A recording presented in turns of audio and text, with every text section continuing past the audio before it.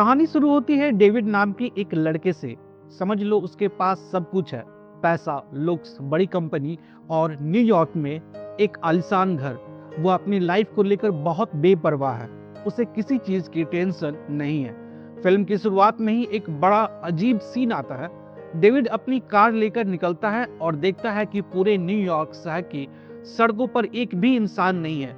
वह डर के मारे भागने लगता है और फिर अचानक उसकी नींद खुल जाती है। यह बस एक सपना था, लेकिन यह इशारा था कि कुछ तो गड़बड़ होने वाली है। तभी कहानी आज के समय में आती है जहां डेविड जेल में है, लेकिन यहाँ एक ट्विस्ट है। उसके अपने चेहरे पर एक अजीब सा प्लास्टिक का मास्क पहना हुआ है और उस पर मर्डर का इल्जाम है। एक डॉक्टर उससे पूछ रहा है, भाई क्या हुआ था? तब डेविड अपनी कहानी सुनाना शुरू करता है। डेविड की लाइफ में एक लड़की थी, जूलिया। जूलिया उससे बहुत प्यार करती थी, लेकिन डेविड उसे सीरियसली नहीं लेता था। फिर एक दिन अपनी बर्थडे पार्टी में डेविड की मुलाकात होती है सोफिया से। सोफिया को देखते ही डेविड को लगता है कि बस यही वो लड़की है। दोनों रात भर बातें करते हैं और डेविड को सच में प्यार हो जाता है। अगली सुबह जब डेविड सोफिया के घर से निकलता है तो बाहर जूलिया खड़ी होती है। वह गुस्से में और दुखी होती है। वह डेविड को अपनी कार में बैठने के लिए मना लेती है। कार के अंदर जूलिया पागलों जैसी बातें करने लगती है कि तुमने मेरा दिल तोड़ा है, और अचानक वो अपनी कार को पूरी स्पीड में एक पुल से नीचे कूदा देती है। जूलिया की मौत हो जाती है, लेकिन डेविड बच जाता है, पर उसका चेहरा बुरी तरह खराब हो जाता है। उसकी वो परफेक्ट दिखने वाली लाइफ एक पल में बर्बाद हो जाती है।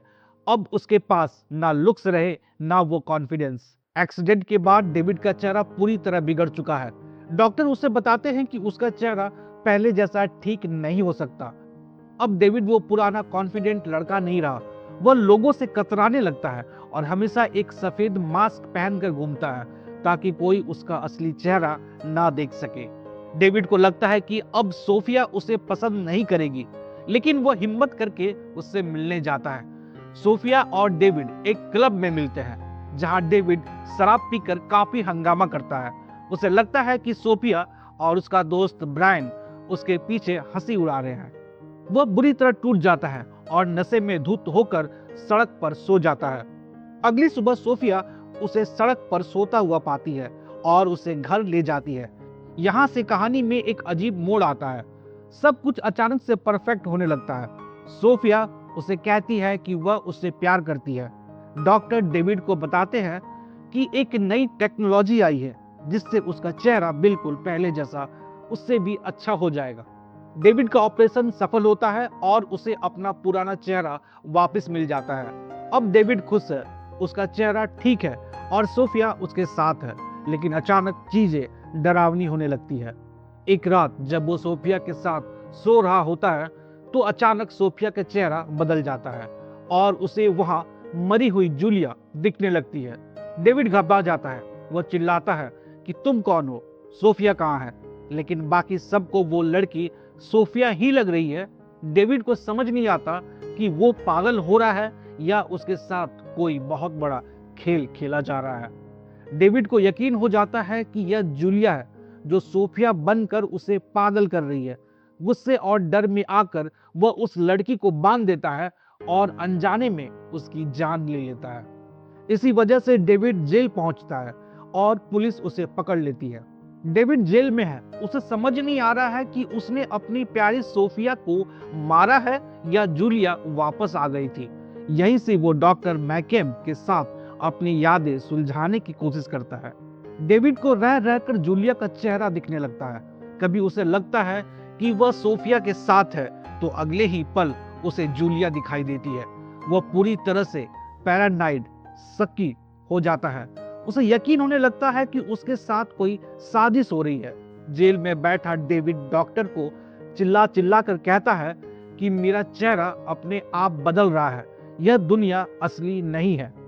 कहानी के इस हिस्से में एक नया नाम सामने आता है, लाइफ एक्सटेंशन। जेल में डेविड को धुंधली सी याद आती है कि उसने कहीं यह नाम सुना था। वह डॉक्टर को जिद करता है कि उसे उस कंपनी के बारे में पता करना है। उसे अपनी यादों में एक विज्ञापन या पुरानी बात याद आने लगती है जो इस कंपनी से जुड़ी है। डेविड को याद आता है कि वह इस कंपनी के एक सेल्समैन एलॉन से मिला था, जहां फिल्म में साइंस फिक्शन वाला एंगल आने लगता है। डेविड को महसूस होता है कि उसकी जिंदगी के तार इस कंपनी से जुड़े हैं, जो लोगों को मदहोश करने वाला सपना ल्यूसिड ड्रीम्स बेचने का काम करती है। अब फिल्म में ऐसे सीन आने लगते हैं जो लॉजिक से बाहर है। कभी डेविड का चेहरा एकदम ठीक हो जाता है, कभी फिर से बिगड़ जाता है। वह सोफिया के साथ अपनी पुरानी खुशहाल यादों में पहुंच जाता है, लेकिन अचानक सब कुछ एक डरावने सपने में बदल जाता है। उसे समझ आता है कि वह किसी ऐसी जगह फंसा है जहां उसकी अपनी सोच ही उसकी सबसे बड़ी दुश्मन बन गई है। डेविड अपनी यादों में वापस उस पल में जाता है जब वह एक्सीडेंट के बाद पहली बार सोफिया से मिला था। उसे एहसास होता है कि शायद उसकी असली जिंदगी उसी रात खत्म हो गई थी जब वो नशे में सड़क पर सो गया था। वह बार बार एक ही सवाल पूछता है, तुम्हारे लिए खुशी क्या है? डेविड को लगने लगता है कि वो मर चुका है या शायद किसी गहरी नींद में है।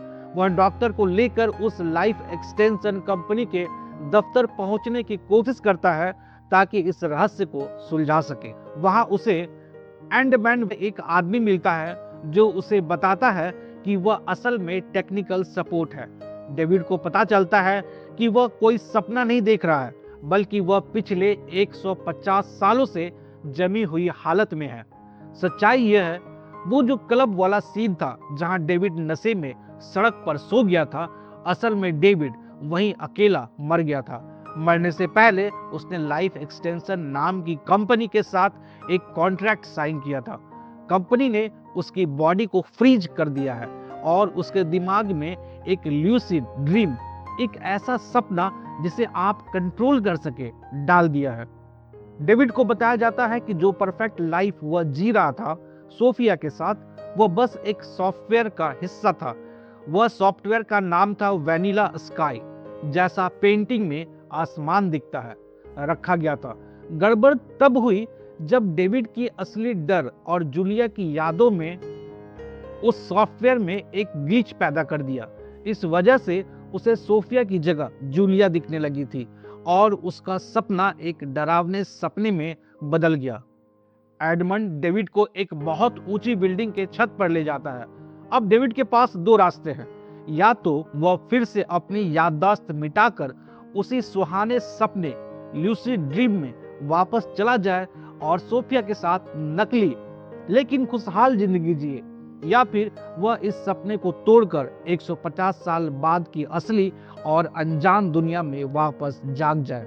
डेविड को एहसास होता है कि वह अब और झूठ में नहीं जीना चाहता। उसे सोफिया की याद आती है और वह समझ जाता है कि जो बीत गया उसे वापस नहीं लाया जा सकता। वह अपनी असली जिंदगी चुनने का फैसला करता है। वह बिल्डिंग की छत से नीचे कूद जाता है। जैसे ही वह जमीन से टकराने वाला होता है, उसे एक आवाज सुनाई देती है, ओपन योर आईज। और दोस्तों, फिल्म यहीं पर खत्म होती है। ये कहानी हमें बताती है कि डेविड ने करोड़ों रुपए खर्च करके एक हसीन सपना खरीदा था, पर उसके अपने गुनाह और डर ने उसे उस सपने को नरक बना दिया। आखिरी में उसने सबक सीखा कि बिना कड़वाहट के मिठास का कोई स्वाद नहीं होता। वो जाग गया, पर एक ऐसी दुनिया में जहां उसका कोई नहीं था। दोस्तों, ये कहानी यहीं खत्म होती है। कहानी आपको कैसी लगी मुझे कमेंट करके जरूर बताइएगा। मिलता हूँ फिर एक नई कहानी के साथ। इस कहानी को पूरा सुनने के लिए आप सभी का बहुत बहुत धन्यवाद।